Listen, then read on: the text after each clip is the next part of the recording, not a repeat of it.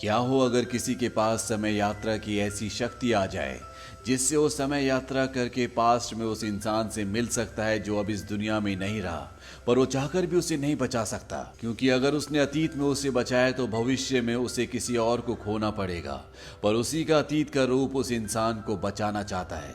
Bollywood silver screen presenting will you be there.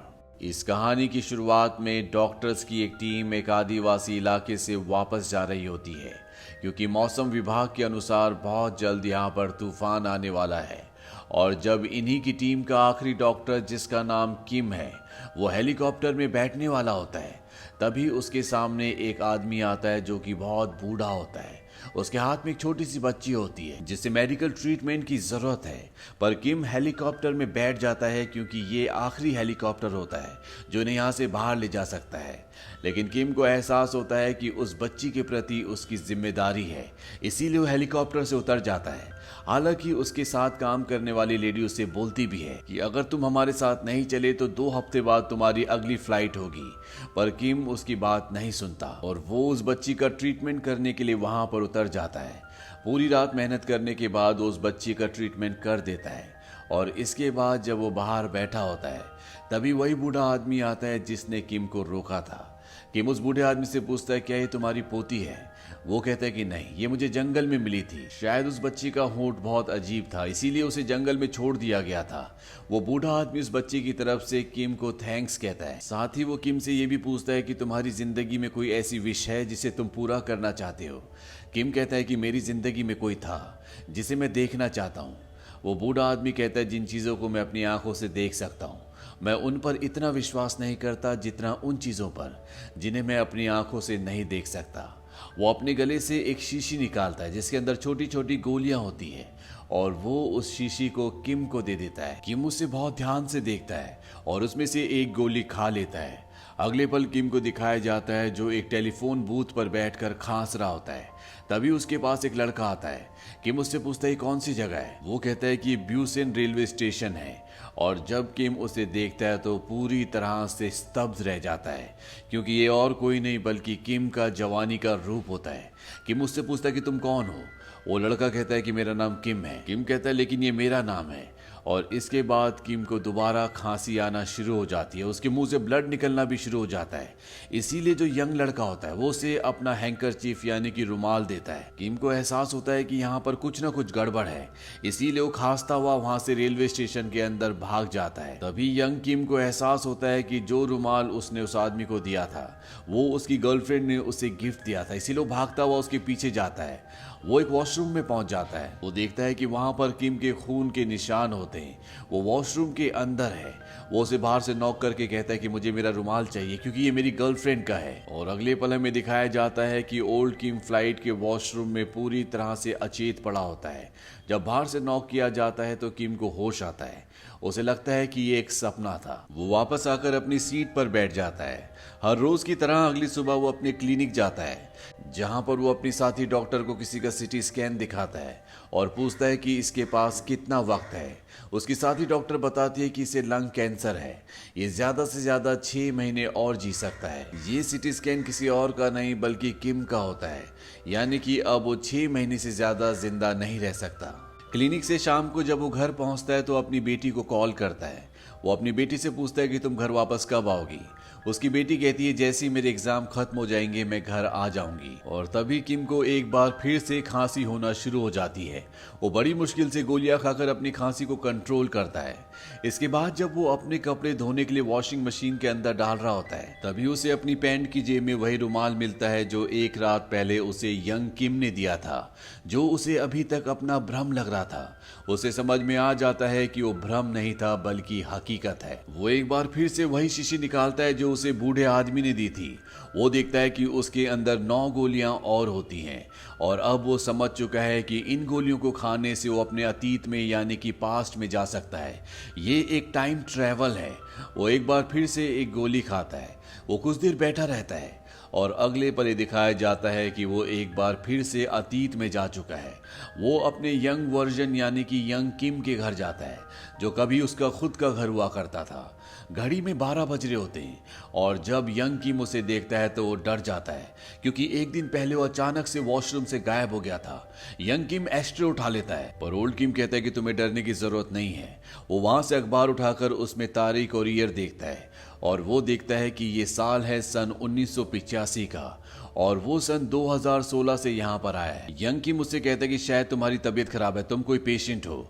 वो कहता है मैं पेशेंट नहीं बल्कि एक सर्जन हूँ। यंग किम उससे नाम पूछता है। वो कहता है मैंने कल तुम्हें बताया था। यंग किम कहता है कि मैं तुम्हारी आईडी देखना चाहता हूँ और वो उसे अपनी आईडी देता है और जब वो उसकी आईडी देखता है तो पूरी तरह से हैरान हो जाता है, क्योंकि उसका नाम भी किम होता है और साथ ही साथ जो आईडी वो देख रहा होता है वो इशू हुई होती है सन 2008 में और ये सन 1985 है। यंग किम यहाँ पर पूरी तरह से कंफ्यूज हो जाता है और तभी ओल्ड किम वहां पर देखता है कि छोटा सा पपी है जिसका नाम पोटैटो है। वो उसे पोटैटो कहता है, वो उठा लेता है, उसे बहुत खुशी होती है। यंग किम कहता है कि तुम्हें इसका नाम कैसे पता? ओल्ड किम कहता है क्योंकि इसका नाम मैंने रखा है। तुम मुझसे वक्त में 30 साल पीछे और मैं तुमसे 30 साल आगे। यंग किम को उसकी बात पर बिल्कुल भी यकीन नहीं आता और तब वो उसे उसकी जिंदगी का एक सीक्रेट बताता है। वो कहता है कि तुम्हारे सिर पर जो चोट का निशान है ये तुम्हारे पिता ने तुम्हें दिया था जब उन्होंने बहुत ज्यादा शराब पी ली थी। तुमने ये बात कभी किसी को नहीं बताई। और ये बताते बताते ओल्ड किम की नाक से खून निकलना शुरू हो जाता है। यंग किम मुझसे पूछता है कि तुम कौन हो और तुम मुझसे क्या चाहते हो? ओल्ड किम कहता है कि मैं तुमसे कुछ नहीं चाहता। दरअसल यहाँ पर किम की एक गर्लफ्रेंड होती है जिसका नाम जैस्मीन है, जिससे किम बहुत ज्यादा प्यार करता है, लेकिन उसकी मृत्यु हो गई थी और ओल्ड किम पिछले 30 सालों से उसे मिस करता है।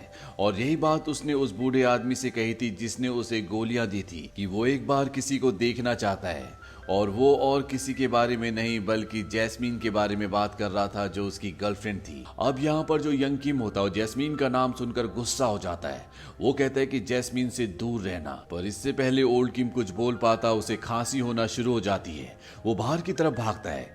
यंग किम भी उसके पीछे भागता है, लेकिन जैसे ही वो बाहर निकलता है ओल्ड किम वहां से भाग चुका होता है और हमें अगले पल दिखाया जाता है कि ओल्ड किम अपने वॉशरूम में अचेत पड़ा हुआ है और घड़ी में 12:20 हो रहे होते हैं।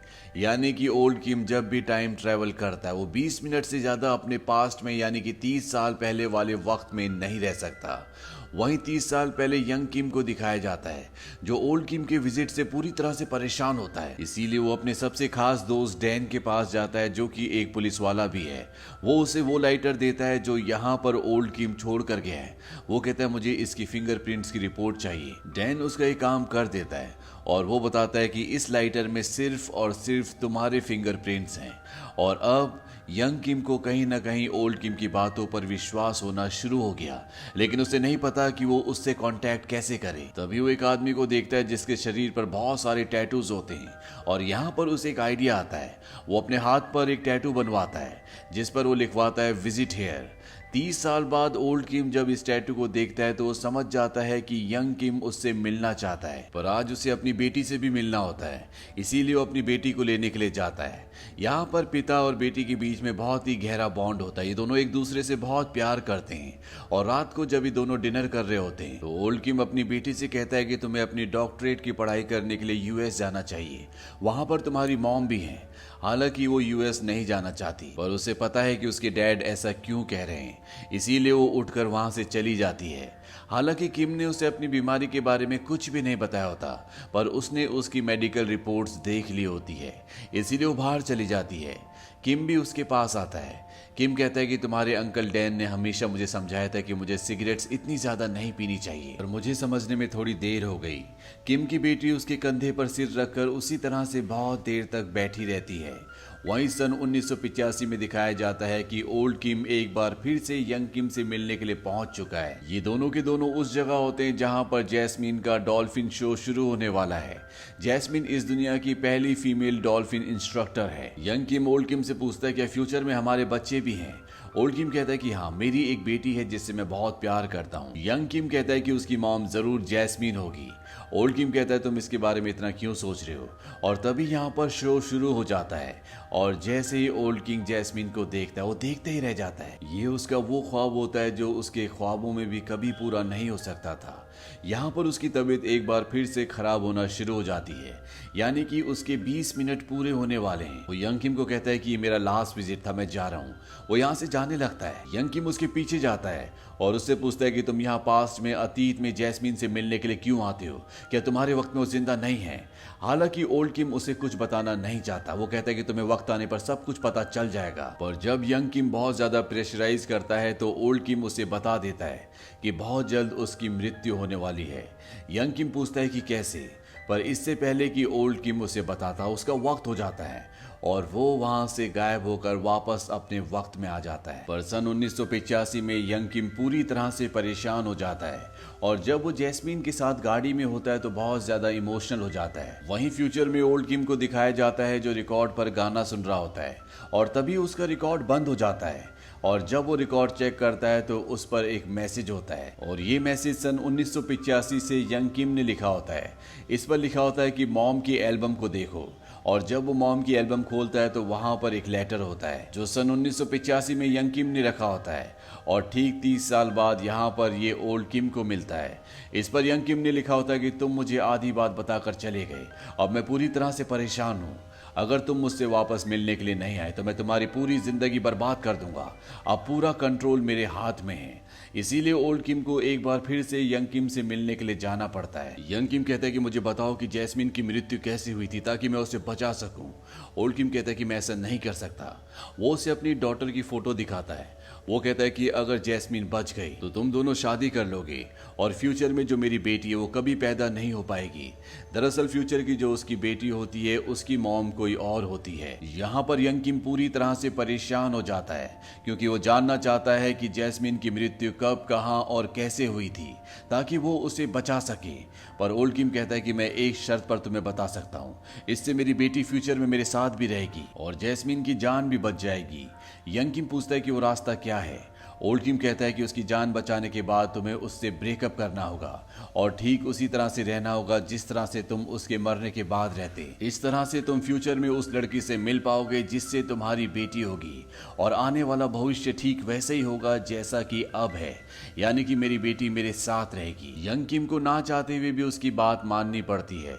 ओल्ड किम यहाँ से चला जाता है।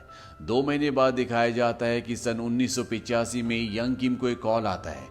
उसे बताया जाता है कि उसके पिता बहुत बीमार है। वो भागता हुआ अपने पिता से मिलने के लिए जाता है। उसके पिता आज भी उसकी मॉम को गाली दे रहे होते हैं। दरअसल किम के पिता एक अच्छे इंसान नहीं थे। उन्होंने हमेशा किम को और उसकी मॉम को परेशान किया। वो एक ऐसी शख्सियत नहीं थे जिन्हें किसी से मिलवाया जा सके। इसीलिए जैस्मीन भी किम के पिता के बारे में कुछ भी नहीं जानती थी। किम और जैस्मीन पिछले 2 महीनों से नहीं मिले और अब किम की 3 दिन की छुट्टी है। किम को उससे मिलने के लिए जाना होता है पर वो अपने पिता को छोड़कर नहीं जा सकता। जैस्मीन कहती है कि मैं तुमसे मिलने आ जाती हूँ, पर किम नहीं चाहता कि वो उसके डैड से मिले। वो उसे मना करने वाला होता है कि यहाँ पर ओल्ड किम आ जाता है। वो कहता है कि अगर तुमने जैस्मीन को यहाँ पर नहीं आने दिया तो उसकी मृत्यु हो जाएगी। वो उसे अगले दिन का न्यूज़पेपर दिखाता है जो वो फ्यूचर से लाया होता है, जिसमें ये लिखा होता है कि जैस्मीन की डॉल्फिन की जान बचाते हुए मृत्यु हो गई। ओल्ड किम कहता है कि अगर तुमने उसे यहाँ नहीं आने दिया तो वो अपनी डॉल्फिन जो कि बीमार होती है उसे बचाने के लिए जाएगी और उसकी मृत्यु हो जाएगी। यंग किम उसे यहाँ बुला लेता है पर यहाँ जब जैस्मीन पहुंचती है तो वो उससे ब्रेकअप कर लेता है।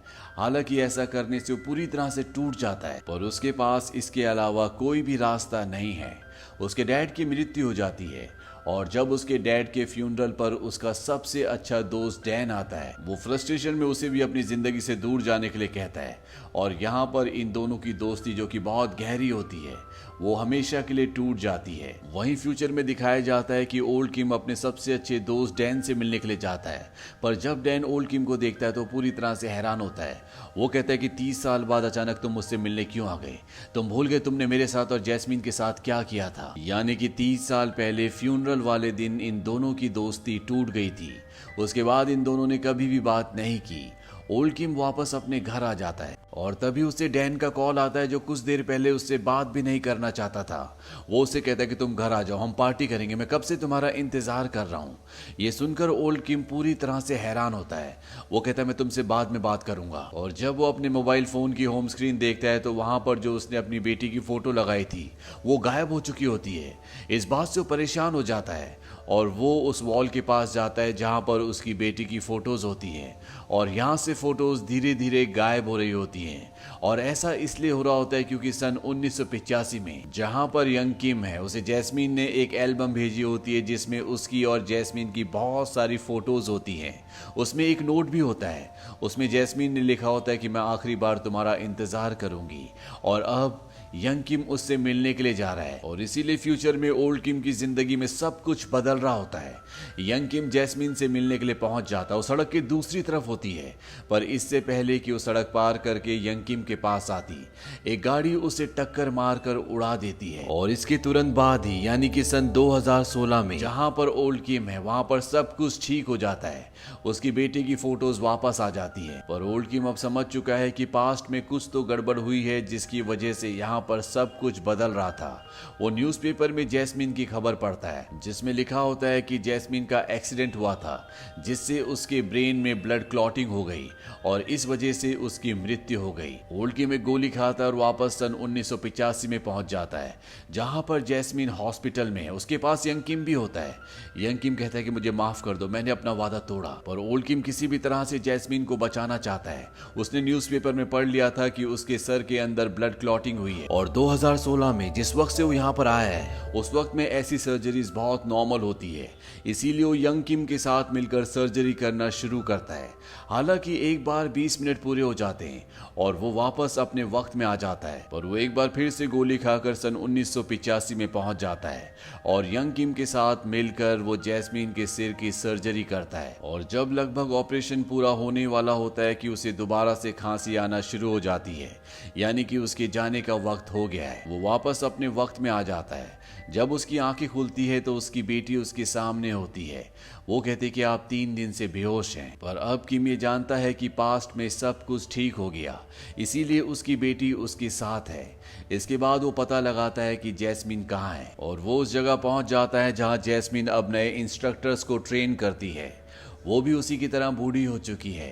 अब वो अच्छे से चल नहीं पाती क्योंकि जब उसका एक्सीडेंट हुआ था उस एक्सीडेंट के बाद उसका पैर कभी भी नॉर्मल नहीं हो पाया। यहाँ पर किम उसे देख तो लेता है पर उससे बात नहीं करता। मन ही मन उसे बहुत खुशी होती है क्योंकि जैस्मीन अब जिंदा है। वो आखिरी बार यंग किम से मिलने के लिए जाता है और वो उसे बताता है कि आज से 10 साल बाद तुम्हें मेडिकल कॉन्फ्रेंस के दौरान एक लड़की मिलेगी, तुम उससे बात करना, वही मेरी बेटी की मॉम है। इसके बाद ओल्ड किम वहां से चला जाता है और 10 साल बाद हमें दिखाया जाता है कि यंग किम एक लड़की से मिलता है जो कि उसके काम से, उसकी स्पीच से बहुत ज्यादा इम्प्रेस्ड होती है। ये वही लड़की है जिसके बारे में ओल्ड किम ने उसे बताया था। ये दोनों बहुत अच्छा टाइम स्पेंड करते हैं। उसके बाद वो लड़की वापस अपनी कंट्री चली जाती है। एक रात को जब यंग किम सो रहा होता है तभी उसी लड़की का उसे कॉल आता है और वो उसे बताती है कि मैंने तुम्हें इस बारे में कभी नहीं बताया, ये मेरा खुद का फैसला था, हम दोनों की एक बेटी हुई है। इसके बाद किम उस बच्ची की कस्टडी अपने पास ले लेता है। धीरे धीरे वक्त बीता और वो बच्ची धीरे धीरे बड़ी होना शुरू हो जाती है और आज वो बच्ची पूरी 20 साल की हो चुकी है।